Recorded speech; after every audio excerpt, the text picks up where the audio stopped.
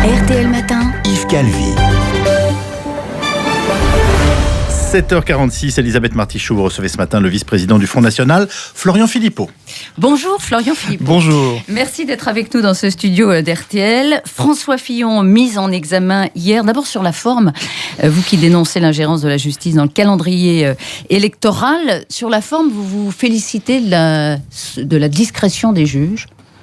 C'est-à-dire qu'on a simplement gagné 24 heures dans la campagne, parce que normalement ça devait être aujourd'hui et on s'attendait tous à une mise en examen. Mais sur la discrétion, sur la forme. Je crois que c'est lui qui a négocié via son avocat avec les juges. C'est une bonne chose que ça se soit passé Oui, vaut comme mieux ça. cela qu'une meute de caméra à côté de la justice. Je pense que c'est pas plus mal comme cela, ce qui n'empêche qu'on en parle quand même beaucoup.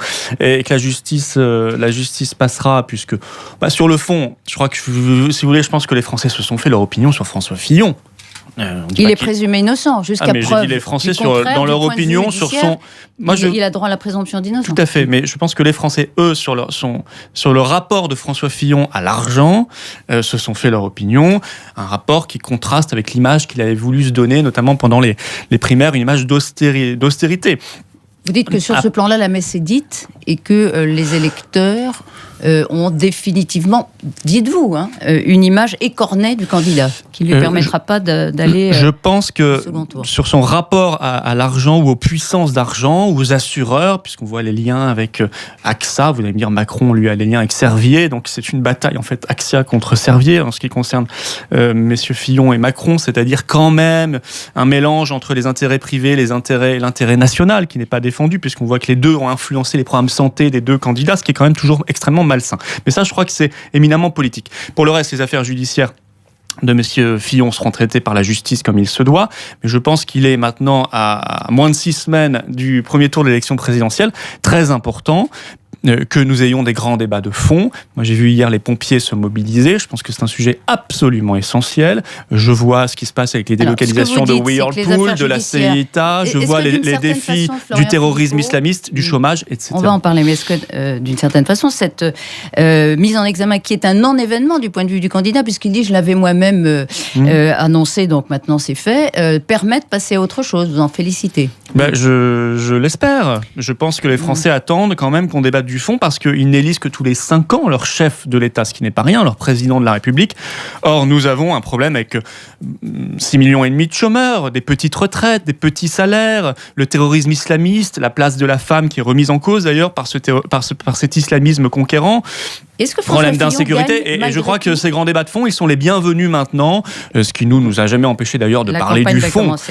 Oui, elle a largement commencé, mais je crois que c'est très important. Est-ce qu'il gagne malgré tout dans cette affaire une image de résistant?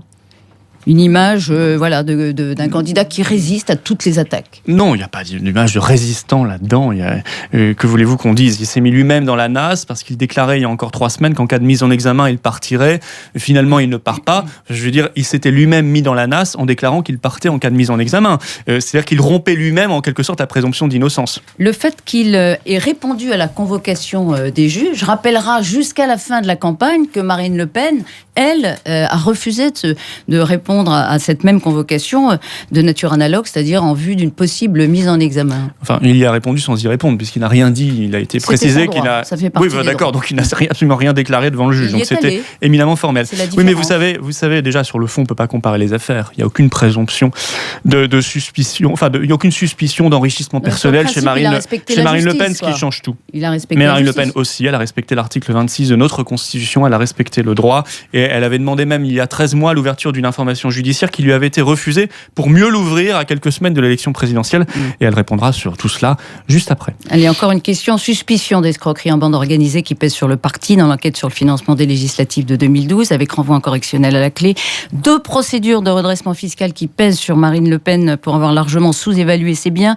Affaire des assistants parlementaires européens, on en a parlé, dans laquelle il y a 2 mises en examen. Tout ça, c'est de l'acharnement? C'est de la photosystème? Tout cela est vide. Enfin, vous verrez qu'il n'y a aucune condamnation là-dedans. Vous le dites vous-même d'ailleurs, il n'y a pas de condamnation là. Pas plus que dans les affaires que vous évoquez à propos des autres candidats. Il n'y a pas de condamnation pour l'instant. Il n'y a rien de nouveau d'ailleurs, on ressort des choses comme cela qui datent d'il y a 3 ans, que nous contestons formellement, totalement, puisqu'on parle de patrimoine. Mais écoutez, Moi, j'ai vu que l'association Anticor avait saisi la haute autorité de la transparence de la vie publique sur la déclaration de patrimoine de monsieur Macron. J'ai lu hier 2 avocats fiscalistes dans le Figaro qui disent « Je pense qu'il y a un loup parce qu'il a gagné énormément d'argent chez Rothschild et puis il déclare un patrimoine très très faible. » Je ne dis pas moi, j'en sais rien. Moi, si c'est illégal... Oui, d'accord. Mais on voit que la haute autorité parfois se saisit, parfois ne se saisit pas.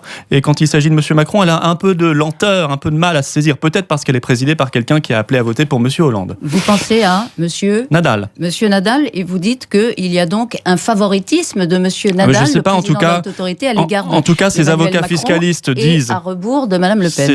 Ces avocats fiscalistes disent dans l'article de presse dont je vous parle, selon ces 2 avocats, ces incohérences devraient déclencher un contrôle de l'administration fiscale. Moi, j'en sais rien. Je suis pas avocat fiscaliste, mais je constate, comme beaucoup de citoyens, que des éclaircissements seraient les bienvenus, en tout cas. Le Front National est un parti qui accuse depuis des années les uns et les autres de laxisme, de corruption. D'une certaine façon, il fait la leçon. Et quand la justice s'intéresse à lui, il y a là une nécessité impérieuse de ne pas répondre de ses actes. Je renvoie à l'annonce... Qui dit ça Bien sûr que c'est, tout le monde répond de ses actes. Ne veut pas répondre à la convocation en vue. Vous savez, madame, moi j'avais été poursuivi par le Qatar. Comme parlementaire, parce que je l'avais diffamé, soi-disant, en parlant de dictature islamiste et en parlant de ses liens avec le terrorisme islamiste, notamment le financement. J'avais fait valoir l'article 26 de la Constitution parce qu'on ne peut pas tout accepter. Et figurez-vous que la justice m'a donné raison. Marine Le Pen a annoncé hier, Florian Philippot, avoir parrainé Henri Guénaud pour la présidentielle. Il est candidat, il a pour l'instant une dizaine de parrainages. Pourquoi ? Il n'a aucune chance d'ici à vendredi soir de réunir les 500 parrainages. Pourquoi ? Parce que Marine Le Pen s'y était engagée. Elle avait dit, si moi j'ai mes 500 signatures sans difficulté, sans que j'ai besoin même de la mienne, eh bien je donnerai ma signature à la démocratie, en quelque sorte. Mais pourquoi Henri Guénaud ? Mais parce qu'Henri Guénaud, il représente une sensibilité patriote, gaulliste, qui devrait avoir le droit de s'exprimer dans l'élection présidentielle. Et donc elle applique ce qu'elle avait pris comme engagement au nom de la démocratie. Elle a donné son parrainage à monsieur Guénaud. Mais vous espérez qu'il se rallie parce que Henri Guénaud, c'est un candidat anti-Fillon, c'est un candidat plus souverainiste que Henri Fillon. C'est totalement désintéressé comme parrainage. Mais totalement. Mais si vous voulez, de la même manière, nous on souhaite que monsieur Poutou, même si il nous critique allègrement et qu'on n'a rien à voir avec lui, il vous a dit non merci. Très bien, mais j'ai entendu. Mais ça n'empêche que je le redis au nom de la démocratie, même s'il nous aime pas, etc., et que ça l'embarrasse. Nous souhaitons qu'il puisse être candidat parce que c'est cela la pluralité démocratique, et il est anormal d'ailleurs que les règles aient encore une fois été rendues plus difficiles pour les parrainages. La Cour européenne de la justice a donné son feu vert à l'interdiction du voile dans les entreprises si le règlement intérieur le permet. C'est un cadre juridique qui est donné à une pratique qui est déjà en œuvre dans certaines entreprises françaises. Sur le principe, vous saluez cette décision européenne ? Déjà, nous n'avons pas à dépendre d'une décision d'une cour de justice supranationale, parce qu'elle dit ça aujourd'hui. Imaginez qu'elle dise l'inverse dans un an, on sera mal. Donc, on ne peut pas comme cela dépendre d'une décision d'une cour de justice européenne. Nous proposons, tout simplement, de mettre la laïcité dans le code du travail. Voilà, pour que les problèmes soient réglés, qu'on puisse venir en aide aux chefs d'entreprise et aux salariés qui sont confrontés de plus en plus souvent au sein de l'entreprise à ces revendications politico-religieuses. Ça veut dire que le chef d'entreprise qui voudrait interdire le voile, par exemple, ou tout signe ostentatoire religieux à l'intérieur de son enceinte, dans son entreprise, pourrait le faire au nom de cette disposition ? Oui, il doit pouvoir le faire au nom de la loi française. Que ses salariés soient en rapport avec le public ou pas ? Oui, et c'est d'ailleurs là toute l'ambiguïté en plus de la décision européenne, où il faut qu'il y ait un poste de neutralité, ce qui sera difficile à démontrer. Bien sûr, oui, il doit pouvoir le faire, parce que, vous savez, on a eu les mêmes débats à l'école, collège, lycée, il n'y a pas eu de loi pendant longtemps, on a laissé les professeurs, les chefs d'établissement seuls, et puis on a fait cette loi en 2004, et c'est une très bonne loi. Donc il faut maintenant l'étendre. Une femme voilée dans un bureau, y compris à l'université d'ailleurs. Dans un bureau qui ne bouge pas, et une femme voilée qui a un contact avec le public, pour vous, c'est pareil ? Nous devons pouvoir donner la possibilité au chef d'entreprise, il fait encore ce qu'il veut, mais de pouvoir le faire s'il estime que c'est nécessaire. Au nom de quoi ? Au nom de la défense de la femme, au nom de la neutralité religieuse qui doit prévaloir dans l'entreprise ? Notamment au nom de l'égalité homme-femme et de la liberté de la femme, au nom de la laïcité et au nom de relations de travail qui puissent être les plus harmonieuses et les plus productives possibles, puisqu'on est dans le cadre de l'entreprise. Vous interdisez aussi le voile dans la rue ? Jusque dans la rue. Vous savez, nous souhaitons étendre la loi de 2004 sur les signes religieux ostensibles à l'espace public. Oui. Donc, parce dans que la rue. nous, pendant très longtemps, ce sont, et ça continue d'ailleurs, les communautarismes qui ont grignoté la République. Il faut que ce soit maintenant l'inverse, que ce soit la République qui reprenne le dessus et qui n'accepte pas. Moi, je vois. Vous savez que la tradition juridique française ne permet pas qu'on impose aux hommes et aux femmes de se vêtir d'une façon particulière. On l'a bien fait sur la burqa. Et la burqa au nom de l'ordre public, oui, au nom de la d'accord, défense mais de l'ordre écoutez, public. Moi, je veux bien, mais aujourd'hui, vous dites la tradition française, mais d'autres traditions, notamment islamistes, imposent, des vêtements. Vous voyez, notamment dans la rue, mais aussi sur la plage. On a eu le burkini. Moi, quand j'ouvre le programme de M. Macron et que je vois libre expression des signes religieux dans l'espace public, entre parenthèses, rue et plage, pourquoi précise-t-il plage ?